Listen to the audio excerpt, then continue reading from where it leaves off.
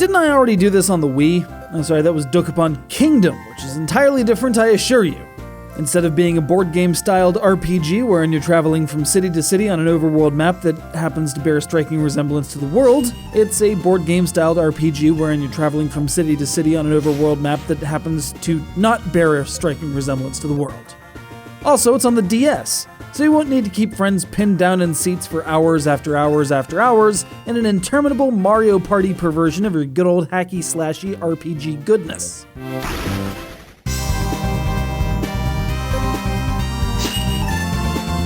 Alright, so maybe I'm a bit down on the Dokapon concept, but it's always struck me as odd. I mean, the worst part of any RPG is when you're not in control, right?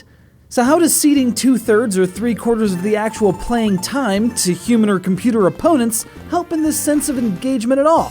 Never mind that the inclusion of any number of luck-based mechanics, from whether or not you get to act first in battle to the very nature of a spinner, decreases the level of play uncertainty that I want out of my games.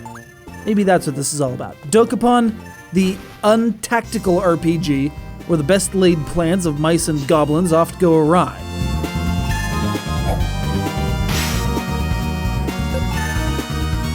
That said, it's interesting to see some of the more hardcore board game style games pop up in the States. Not like European board games, mind, but the very specifically Japanese style of roll-move, commodity trading, land-developing game that was doubtless informed by Monopoly, but twisted and contorted into games like Itadaki Street and Momotaro Dentetsu.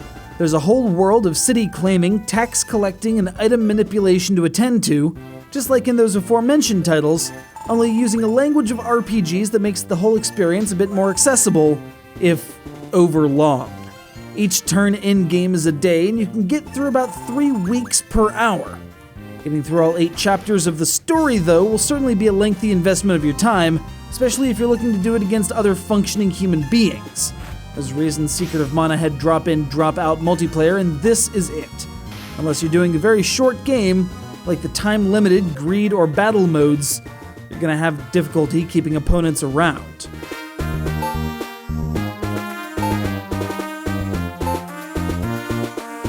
Dokapon Journey has its place in gaming. Its very portability makes it a bit easier to take in small doses than its Wii counterpart, but it's for a very specific taste and situation.